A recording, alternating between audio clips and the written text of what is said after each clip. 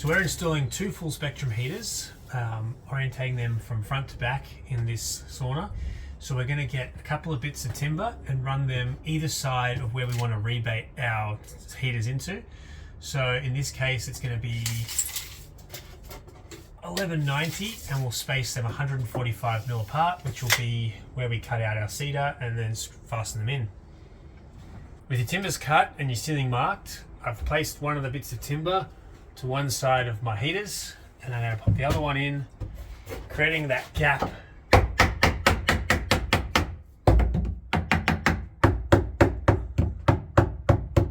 that I'm going to need to fix in my full spectrum heater. So with these in place, fixed in, I'll be mounting my cedar up to that, and the full spectrum heater will go directly on top.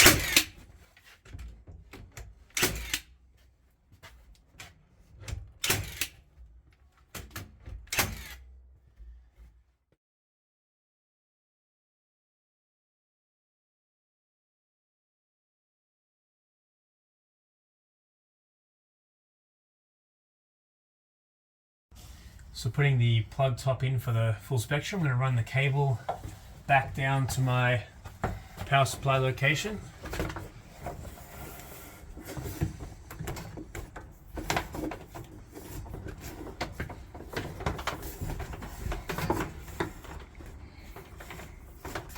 Giving myself enough cable if I need to pull the box out.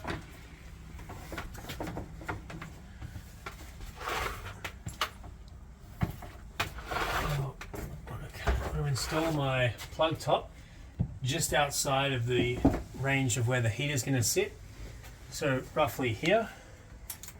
That means I'll be able to reach in from the hole where we're going to recess our heater into and plug the heater in.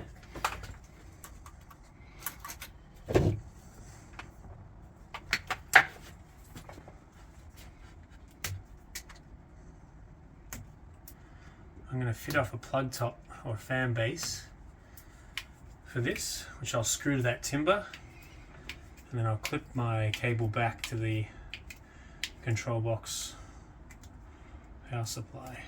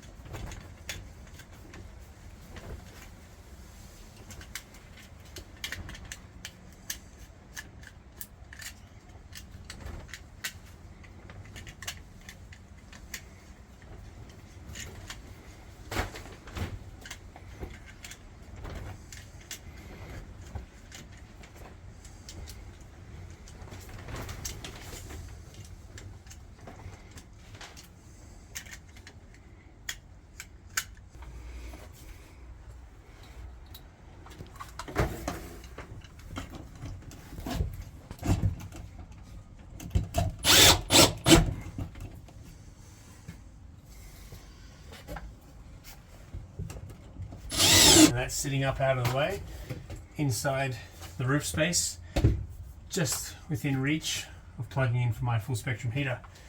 I'm going to clip that cable back to my power supply, and then I'll be ready to start lining.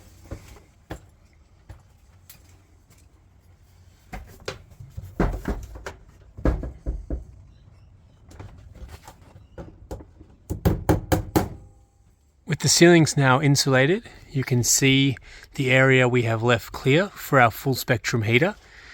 The heater is from this marking to this marking, so we've also left about 250 millimeters of space at the end of each heater free of insulation. That just allows for the sufficient movement of air to make sure that the heater does not overheat.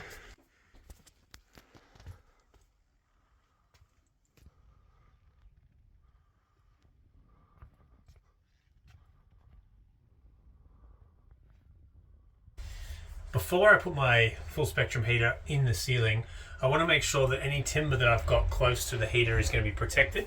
So I've got some aluminium tape here, which I'm going to stick over this bit of timber, which is sitting roughly 100 mil from the surface of my roof, which means it's about 60 to 70 mil from the back of my heater. So I'm just going to rip off a bit of that aluminium tape and stick that over.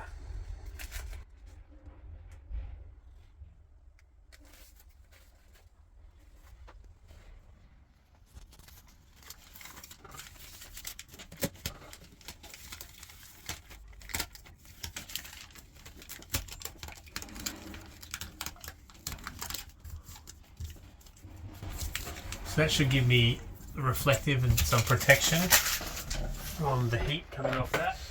So now we're going to install the full spectrum heater in our ceiling. So we've got our recess here that we've left with our framing on at 145 mil apart and our cedar cut out to the size of our heater. So what we've done is we've left a void either side or either end of the heater rather, which doesn't have any insulation behind it. So we've insulated up to the sides of this and we haven't put any insulation up to the ends.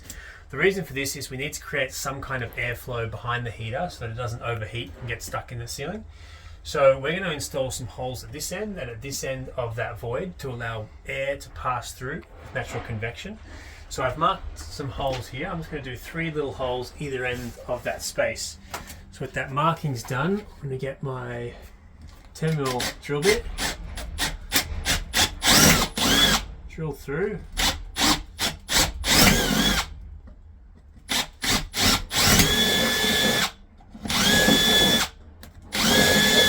I'm going to neat them up with some sandpaper in a second, but you could choose to either do some small little holes like I've done, or you could do a larger hole with some kind of cedar grill that you've manufactured over the top of that, just to make sure that ceiling space and the heater is not getting too hot.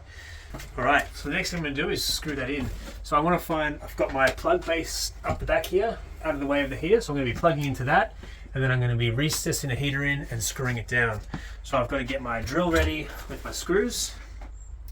My heater cable is uncoiled, ready to be plugged in and tucked back in there, and my drill with the Phillips head bit. So I'll start by pulling the heater, plugging in the lead into my plug base,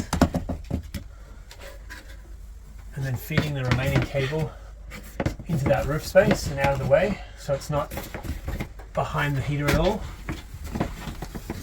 So I'm just going to use the insulation just off to the side to tie a bit of it behind. Sit that heater in.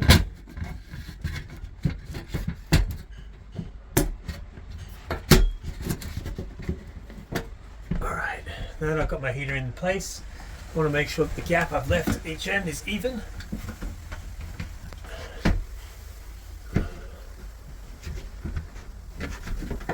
Grab my drill.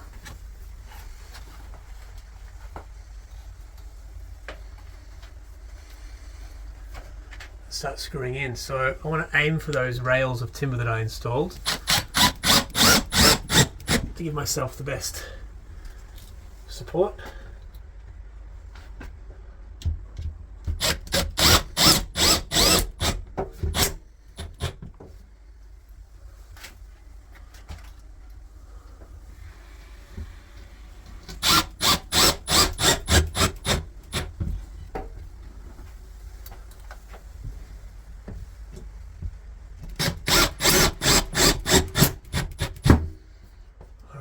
Now that's done, all I've got to do is put on my timber surround.